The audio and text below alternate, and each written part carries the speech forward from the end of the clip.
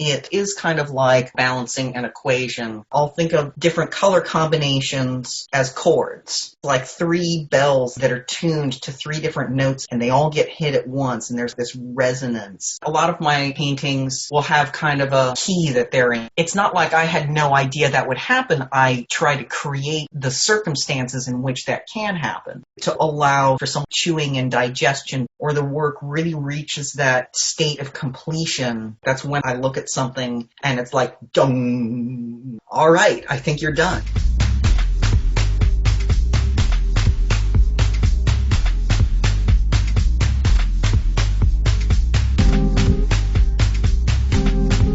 Welcome to Angel City Culture Quest, where art, social justice, and the environment meet in Los Angeles.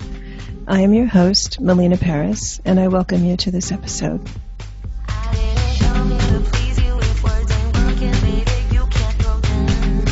Hello, and welcome to Angel City Culture Quest.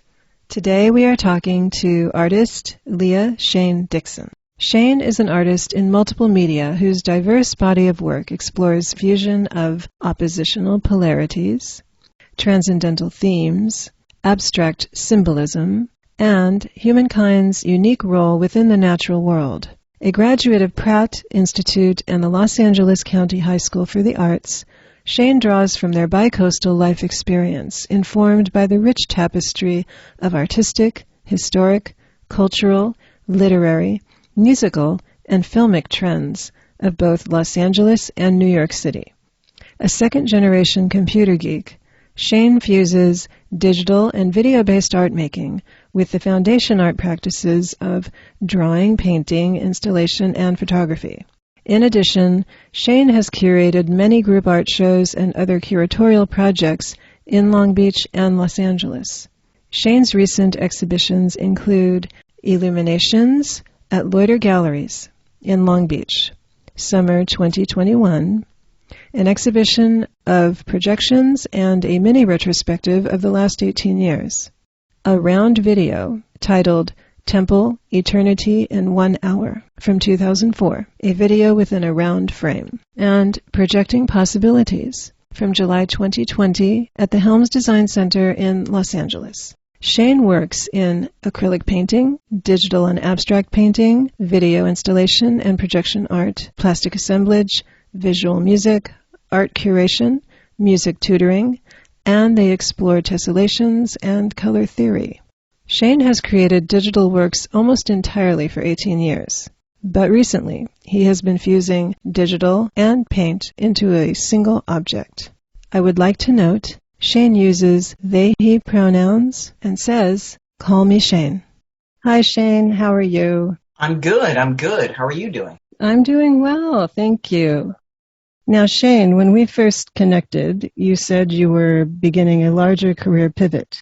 Yes, so I have been at Angels Gate Cultural Center in San Pedro for about 5 years now. And when I first arrived, I was just beginning a phase of really intensively going into acrylic paint techniques. And before that, I had been mostly digital from about 1998 to 2016. But my acrylic paint explorations are kind of an intermediate step to a process that I began working on in the early mid-2000s that fuses digital pigment printouts with acrylic medium so that a finished object is both digitally generated and analog and handmade and one of a kind. In terms of the larger career pivot, it's a combination of wanting to bring this current body of in-progress work to a greater level of completion with the technical and aesthetic marks that I'm striving for. And also in general, kind of trying to dream a little bigger, trying to expand to find new audiences and new horizons for my work, and possibly putting together, if I can, like some kind of an artist collective that would function as a peer support where we're banding together, multiple artists working together collaboratively towards that end. But also it would be great to have an aesthetic cultural dialogue amongst those same artists so that our work and our concepts and our ideas would be kind of cross-pollinating each other more actively. I think that would be really neat. That sounds really exciting and a lot of good energy to exchange there between artists. And it helps you all get your art out to even a broader array of people, I would imagine, by pooling everything together in a collective. That's really an exciting thing to think about. Yeah. It's definitely something I've been pondering for a good while, and then I had lots of time to ponder during lockdown. I kind of feel like we're headed into the second pandemic winter. I'm thinking maybe in 2022 I might start really officially pushing it forward. That's very cool. You had also said that the collective is a logistic thing more than a creative thing, and it might be more than only visual artists, but that it is very important to what you want to do in the future. So when it comes to your work now and those works that you imagine doing in the future, what would you like to leave behind?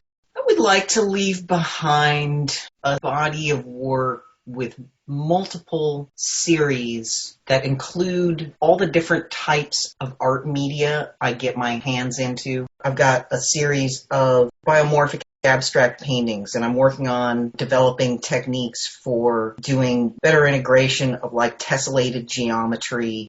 There's a lot that's informed by visual music that relates to the paintings, but it also relates to some of the digital video and also to when I do installations. I've got a whole series of reality-bending panoramic photos that I take. It changes how the geometry of the surroundings function. I call them the inception panos because it sort of appears to bend ordinary reality. And I haven't yet settled on a specific medium, a specific style that is my one thing. And I don't know that I necessarily will. But when I look at the different aspects of my creative practice, I can see a through line. And I would love for people to be able to also see that through line. In your process? In my process, in my output, the progression. I've done several deep dives, and I've done a couple of, quite honestly, just tactical retreats from image making. Usually the tactical retreats from image making, ironically, happened after my intensive art studies. First at the High School for the Arts, and then later when I went to art school at Pratt. Immediately after both of those, I didn't really do a whole lot of art for a while. And a couple of years after I graduated from Pratt, I began doing more of just digital photography. I think I got a nicer camera, SLR, and so I was doing just loads of digital photography, where before I was doing lots of digital painting, digital photo manipulation, digital video. For several years, I just took pictures with my DSLR, and I'd adjust contrast, and I'd adjust the color balance, and I'd adjust the cropping, and that's it. I would just do Lightroom adjustments and then leave them alone for the most part. And what were you photographing? Well, I have a lot of what I call architectonic photos, which are photos of architecture going for the structures, sometimes the architectural details. I would usually try to photograph by omitting as many as possible of things like people and electrical wires and street signs and cars if I could. And if for some reason I couldn't avoid having those in the frame, then I tried to use them as a compositional element. There was another photo series that I called The Fires of Industry, which was pictures of different kinds of industrial machinery or buildings or equipment, and lots of pictures of nature, lots of plant life, not a whole lot of animals. I take pictures of animals, don't get me wrong, but it's not like a the main idea. It's not like a main creative genre for me. It's just that I like animals. Yeah, yeah. And you have a cat too. Yes, I have a cat. It sounds like we need to see a big retrospective of your work, Yeah, which would you know, show that progression. that would totally be something. Yeah, yeah, I'd really like that one day. yeah. Now, also, we discussed you had digital desktop publishing job.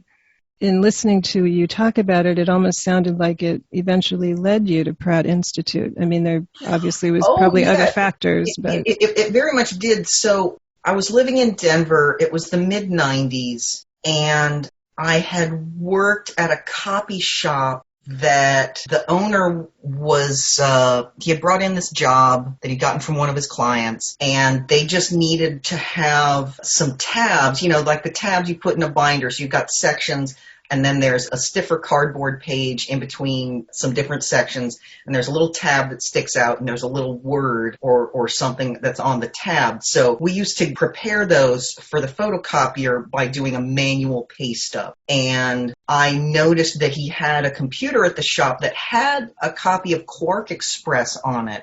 And I had been reading about Quark Express and kind of like self-teaching through a book. And I figured out how to use that to perfectly line up perfectly centered text within each of these 5 different little tab positions. And he was really impressed by that. And I thought I should get a little better at this. And shortly after that job, I put Quark Express on my resume. I got a job where suddenly now I was supposed to be doing it like in volume, like cranking out like 60 layouts a day.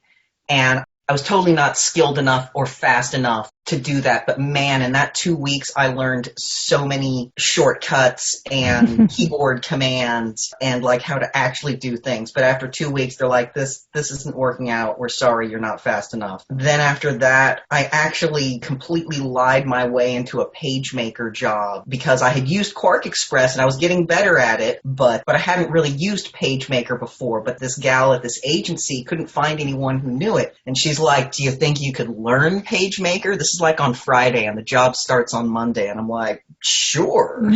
So I took that job, went immediately to the bookstore in Denver and got a PageMaker book and crammed about it all weekend. And there was a page of keyboard commands and shortcuts in the back. So I tore that page out of the book and I stuffed it in my bag, and I would surreptitiously look at it whenever I needed a little help or wanted to reference that. But then from there, I got my sea legs. I learned PageMaker. I learned Quark Express. I later migrated to InDesign for most things.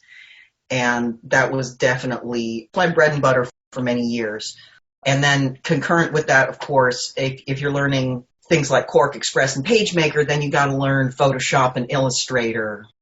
Photoshop was where I began my digital painting explorations. Like I would just start with a blank digital canvas in Photoshop, no scan, no photograph, no nothing.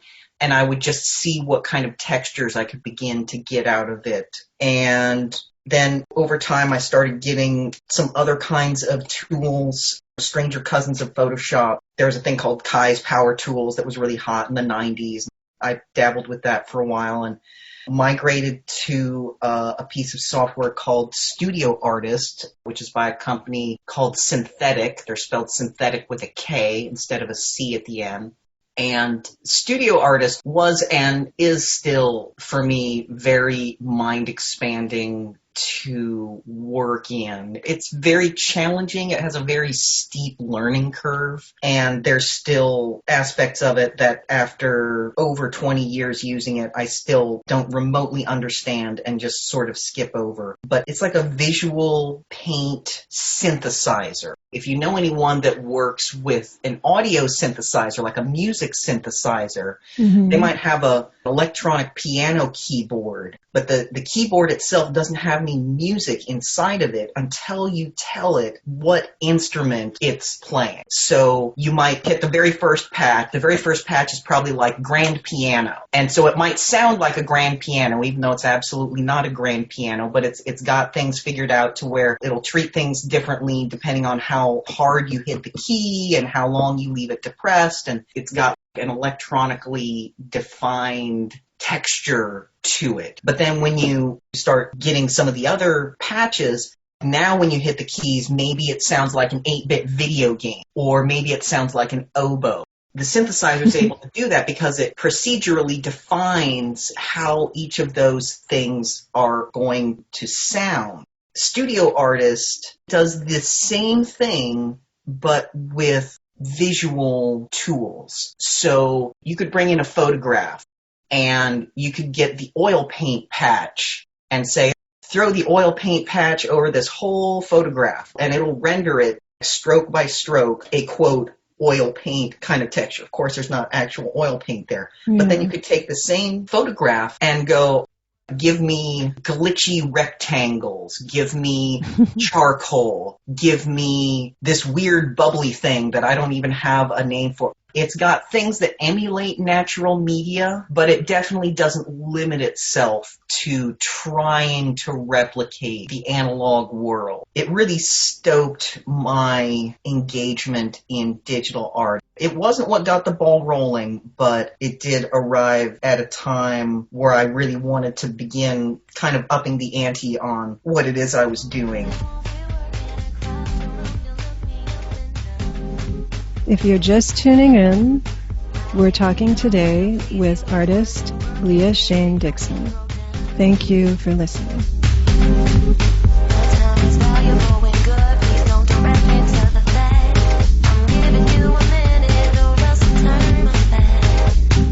There's several influences in your artistic process, but the first one I want to talk about is the biomorphic abstraction. You are now in what you called a deep biomorphic abstraction phase. Just to describe it, it would be rounded abstract forms based on those found in nature. And a lot of this is conveyed in your acrylic paintings, where there's hardly anything that is rigid or geometrically ordered, you said. Some of your pieces begin to approach landscapes, but for the most part, there's not a lot of figuration so far. Yeah, so far. What draws you to these forms? Well, a lot of it is the sense that our entire fabric of life on Earth is in a lot of upheaval, and without getting too deep into the particulars, I would say that there's moments I've had that felt like I was receiving awareness from a larger, unidentified life force. It's like a language that this kind of entity expresses itself in, and it's almost my way of trying to pick up on those cues and then say something back using that kind of an idiom. It's like, how would we speak to entities that have something of what we could call intelligence, but maybe their intelligences are ordered in an entirely different way than ours? Like, I'm not going to be able to speak to them in English or French or sign language or Klingon or whatever, but there are natural patterns, there are natural flows. It emulates the way natural forces already operate to some extent, and it seems like a good starting place to bridge that gap. I would say my favorite of the biomorphic abstraction paintings I've made is it's a depiction of a landscape that is in upheaval. I painted it at the end of the 2010s, but it feels like recent life of the last several years, where so many things that we thought were kind of fixed are now kind of being called into question. And of course, growing up in California, in earthquake country, the metaphor of the ground literally moving beneath our feet. It applies in physical reality, but it also applies in the sense of our social realities and our larger intertwined realities. Wow, that sounds intriguing. I'm hearing different things in what you're saying. The first thing I clued into was You were talking about a familiarity. These biomorphic shapes are familiar to us because they are found in nature. They are organic. They resemble human, but they resemble nature. And it also sounds like you're speaking about energy as well. Yes, and I would argue even that we make the human versus nature separation like it's a persistent idea, but part of me thinks a lot about how we're not actually separate from nature. We are nature, and arguably things like computers and skyscrapers and cars and cell phones and digital watches, it doesn't seem like nature, but we're nature and we made that. I'm not saying those things are universally good or good for us, just that it is part of what we are creating. It's definitely impacting what we think of as nature. And I believe that there may be some potential for humanity to really make good on some of the promise and the possibilities that I believe are laying in wait. I don't know if we're actually going to make it long enough to realize some of those possibilities, but I believe they're there. I believe it could be a better understanding of ourselves and the whole spectrum of human consciousness, and a re-envisioning of how we fit into and relate to the rest of the natural world. I don't think we're anywhere near realizing a lot of that potential, but I think there's other people that are thinking along the same lines as myself. We are doing our best to push forward in spite of the obstacles that this life on Earth is presenting us. And hopefully some of us will make it through to a better day or set the stage for someone that comes after us. Exactly. To do that. It's very hopeful. It's very helpful, and it's a good thing to hear. Yeah, and in some ways it's hopeful, but it's also like the alternative to letting go of that is not appealing. No, it's not a good picture. No. Now, you mentioned plastic. Yes. 2 of your plastic assemblages have plastic that was pulled out of the ocean by the research team of Captain Charles Moore. That's right. Who I didn't realize is from Long Beach. Yes, that's right. Yeah, and he discovered the Great Pacific Garbage Patch. That's right. I have a few plastic assemblages that I've made, and they've all been since I learned more about him and his story. Any of the plastic assemblages I make in the future will absolutely have some material included that was sourced by Captain Charles Moore and his nonprofit, the Algalita Foundation. Some of that is pulled out of the Pacific Ocean. Periodically, they do some research voyages where they'll take a crew of people out onto the garbage patch and stay there for 6 to 8 weeks and collect samples and then bring those samples back to land for lab analysis and to see what they can determine about the state of the oceans where they were gathering. Sometimes people will donate plastic that they try to share with artists. So there was a storage unit that was like full of junk plastic that there was this artist who had lived on the beach, and he would go for walks on the beach and he would start just picking up the plastic when he found it. And then because he was an artist, he started organizing it by shape and by color. And so he had like a whole box that was just sunglasses. He had a whole box that was just flip-flops. He had a whole box that was just balls and toys. So whenever I make a plastic assemblage, I absolutely always have to put some plastic that was sourced through him and his organization so that I can talk about him and bring attention to his work. I think the way he became the figure that he is today, he was a successful small businessman. He had a furniture store in Long Beach, and his dad had taught him how to sail, and so he would sail for pleasure. He would sail to Hawaii and back from here in Long Beach. And on one voyage, he goes out on the deck. He's 1,000 miles from any known human habitation on land, way in the middle of the ocean.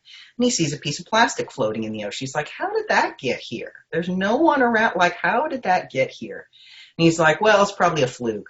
Next time I go up on deck, there's not going to be any plastic floating in the water. So he made this bet with himself, and he lost the bet. He's Yeah. like, well, okay, that's unusual, but next time there's not going to be any plastic in the water. But he kept losing the bet he would make with himself, and he kept seeing plastic in the water. And so that spurred him to begin investigating more seriously. He undertook getting more scientific know-how so that he could really dig into what was going on.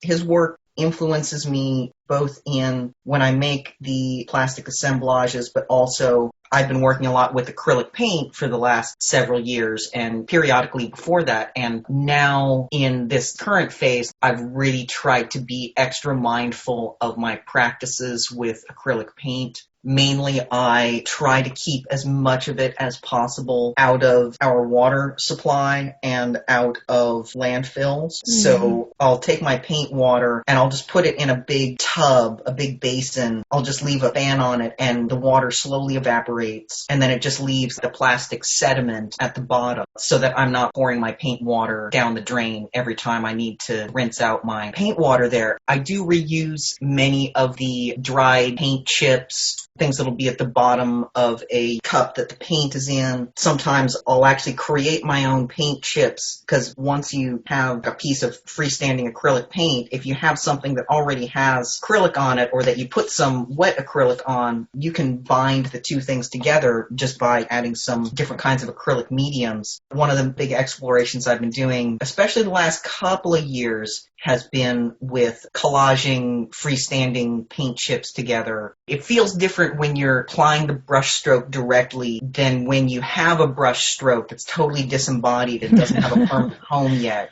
I can You're imagine. like, where are you going to go? Yeah, almost like a puzzle in a way. It is like a puzzle. And a lot of how I have composed a lot of my color work in the paint, and when I was doing more drawing in the late 80s and 90s, there are 3 drawings in particular. So like I'd color in one area, maybe it would be magenta going into blue, and then I'd look at the area next to it, and then there might be another adjacent area that I'd already colored in like orange and yellow. So I'd be looking at the area in between the magenta and the blue section and the orange into yellow section. And I'd go, okay, what color goes there? Is it pink? Is it red? Is it yellow? Is it green? Is it blue? Is it purple? Is it black? Is it white? Is it gray? You have the whole gamut. Right, you have to run the whole gamut. I would be like, well, it's not going to be orange, and it's not going to be yellow, and it's not going to be blue, and it's not going to be magenta, because I already have those next door. And then I would go through the remainder and go, well, I don't think that one would look good. I don't like the way this makes me feel. This one would be okay. Oh, but this one I think is the one. So it is kind of like solving a puzzle or balancing an equation. I would say that definitely applies to the current paintings I'm working on. I am finishing the puzzle, but many of the puzzles aren't finished yet. I like that, balancing the equation. It's hard to quantify because sometimes there will be a method that seems to work to help one resolve, but that method won't necessarily help resolve the next one, which has an entirely different combination of things that are already in play. Speaking of equations and different things in play, that also leads into the visual music that you work in. You said that visual music is the microgenre of art which speaks to you most and which you are striving for. Yes. Can you give us a brief description of visual music? Well, I'd say there are a number of different expressions of it. There's actually a really great book, which is the catalog of the visual music exhibition that was held, I want to say in 2004, maybe 2005. It might have been summer of 2005. It was at the Hirshhorn in DC, but also at LACMA here in LA. I wanted to see it so much. I was living in Brooklyn at the time, and I rented a car so that I could drive to DC for the afternoon, see that exhibition, and drive back home to Brooklyn. It was a perfect day. The hardcover book that sums up the exhibition does a much more detailed job of describing the scope of visual music, but you could think of it as things that we know of like laserium and different planetarium dome shows that have animated content that goes with music. We could think of it as some of the earlier creations of it. There's a guy named Oscar Fischinger who did these film animations that were largely just geometric shapes that were sort of dancing around the frame in different ways. They might be little diamonds, or they might be little crescents, or little starbursts, or things like that, but entirely abstract and yet working in the film media. There was a guy, I think his name was Thomas Wilfred. He had a device called the Clavilux, which was like a generator of light. I think this is even before Fischinger's time. It was like an organ that produced light instead of music, and so you could change how the light was deployed at any given time. In the 60s, there was this group out of San Francisco, the Joshua Light Show. It would be like a concert, like Jefferson Airplane or the Grateful Dead. They'd have an overhead projector with a clear pan that had one color of oil and then a different color of water-based liquid. So they wouldn't mix. They would just kind of swirl around. It's visuals that can be responding to music, or it can be expressing musical ideas through a visual medium. You could make an argument that a lot of Kandinsky's abstractions could be called visual music. Some of the paintings that I've been working on, but also the round video that we were talking about, Temple, I would call that my pinnacle of that kind of pursuit that I've done so far. It's an hour-long video.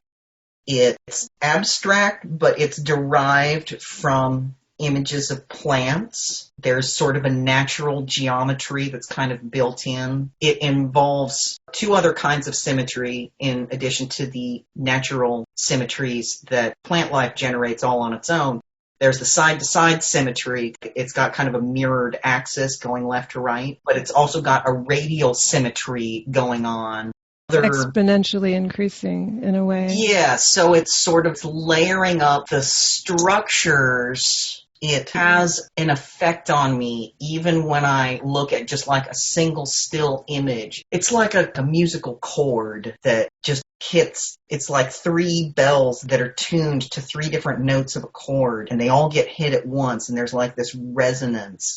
My paintings have a similar thing going on. They're not like the classical Oscar Fischinger, but it has, for me, almost a synesthesia kind of experience. When the painting or the work really reaches that state of completion, that's when I look at something and it's like, dung, it has that. It like, has that resonance, yeah. There you are. All right, I think you're done. Hello. So it really does inform my process, and I have a lot of ways in which my brain operates that there's a lot of musical activity that factors into how I approach my art. And in a lot of ways, I'll think of different color combinations as chords. A musical chord is like three different notes. Well, for me, three different colors side by side, that's a color chord. So a lot of my paintings will have kind of a key that they're in. They usually don't have colors that are outside of their key, or if they do, it's very sparing. I totally get it with the visual music, because I can feel it. It is hard to put something like that into words. Right. We're dealing with two things that are not verbal. They're not semantic in the spoken written language sense. You could make a case for them being a language, for them having semantics, but it's not like how we're interacting now.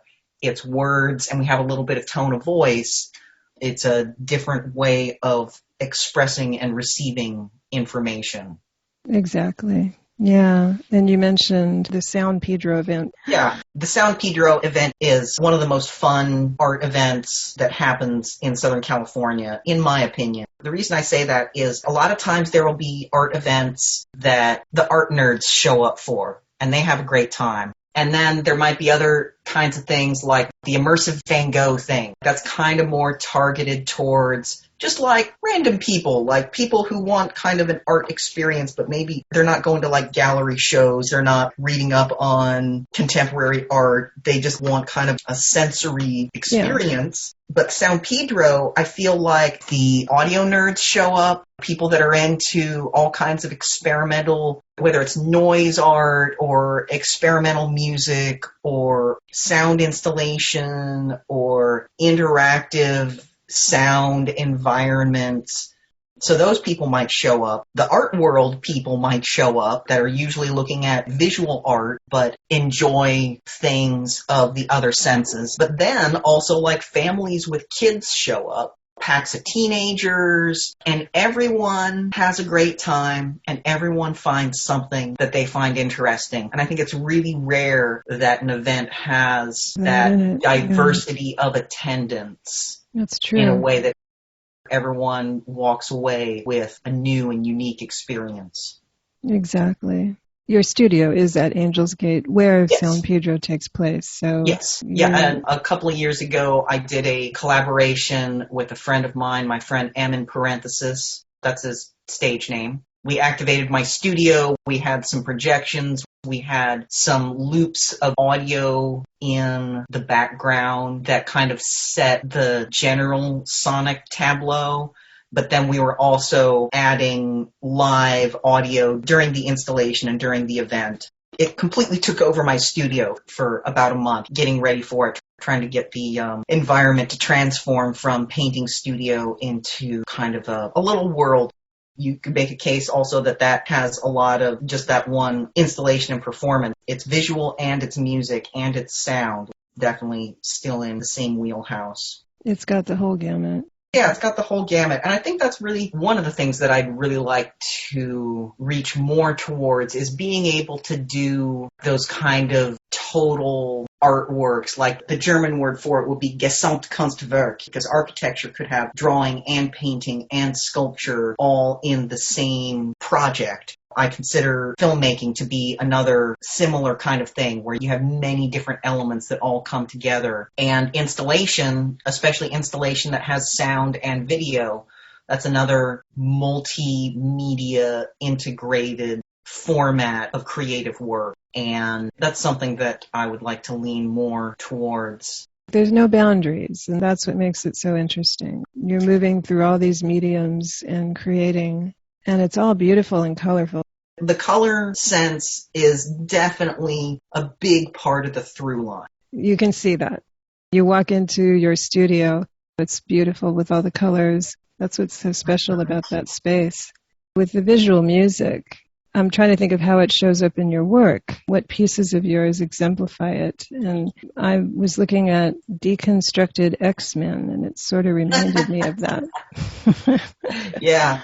Are you looking at the one that is kind of paint splotchy? Because I have a second variation that just got put up on the Angel's Gate Emporium site, but I think you might be looking at the first one, which kind of looks more like splotchy paint. Yeah.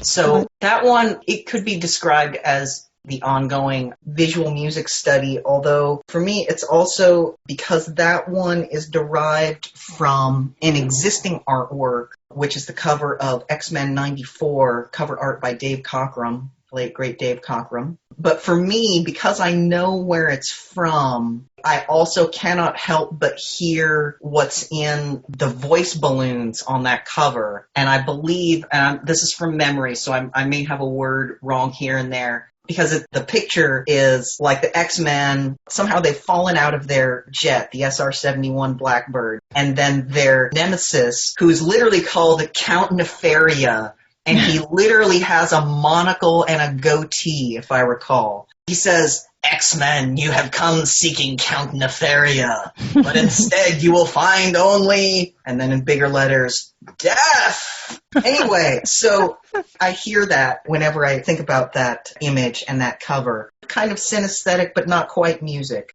And for that one, whenever I am deriving an artwork from some existing work, which is a small percentage of what I do, but it is a persistent thing, I try to leave enough in there so that someone who is familiar with that existing work will go, "Oh, yeah, I see it." But it wouldn't necessarily hit you over the head if you weren't really familiar with it. So with that one, I left a little bit in so you can see, oh, there's a bit of Colossus's uniform. Oh, this must be Nightcrawler over here. Oh, here's part of Storm's cloak.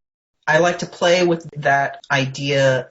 There's a guy actually who was a comics writer, so it's interesting that he's coming up right now, but there's an author named Scott McCloud who wrote a trilogy of books about comics as an art form, and one of the things that he brings up in there is the concept closure, which in this specific definition of the word, it's when your brain locks on to what something is representing. So if somebody places a pen on a paper and they start drawing a little line, you're like, okay, they're drawing a line.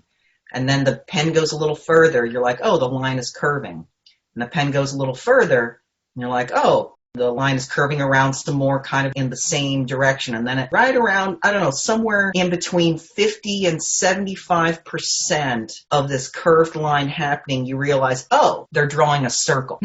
So that's when your brain closes on what's being represented. The circle doesn't even have to be complete. There can be parts that are left out, but the brain will still close on that concept. So I do like to play with that in the artworks that I derive from other artworks, but also just in general, if I'm including anything that I'm trying to layer in that's a specific something, like to put enough in there that it's possible to close on that idea, but to also allow for some like chewing and digestion time so that people can kind of savor it for a little bit before having that realization. Because during that time, it's like when a song comes on and you're like, man, I've heard this song before, but I have no idea what it is. And there's this wonderful moment of uncertainty where your mind is exploring in all these different directions.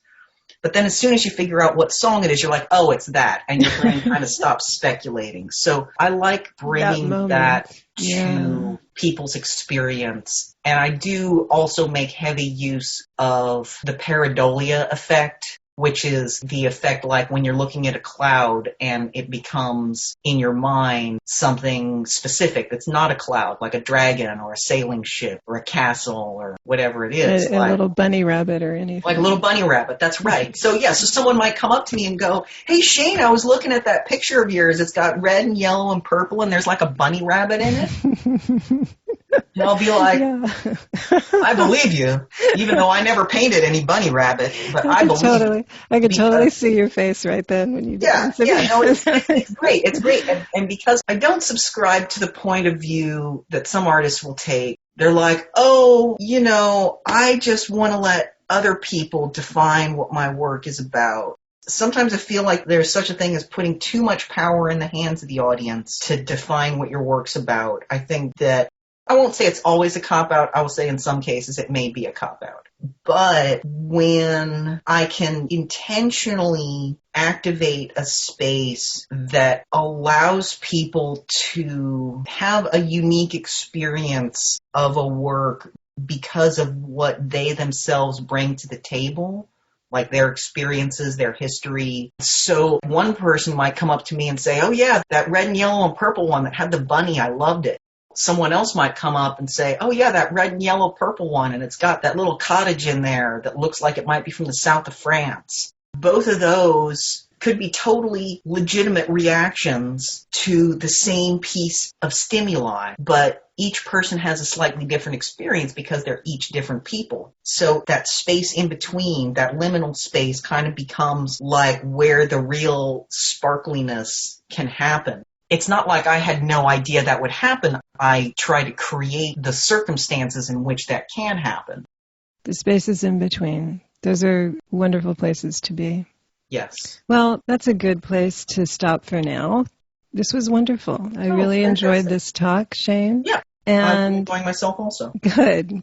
Can you please tell us where to find you? You can find me on social media. My name is Leah Shane Dixon. You can find me on Instagram or Clubhouse or Patreon at Leah Shane Dixon as all one word. And I've also got a link tree. It's linktr.ee.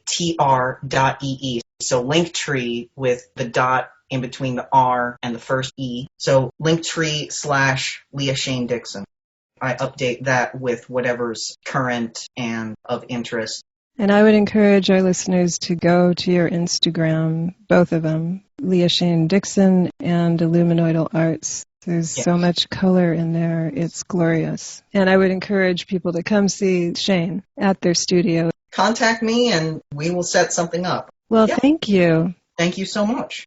It's been great talking. It has.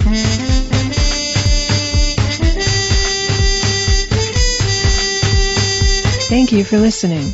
If you enjoyed the show, please rate and recommend on iTunes, Spotify, or wherever you get your podcasts.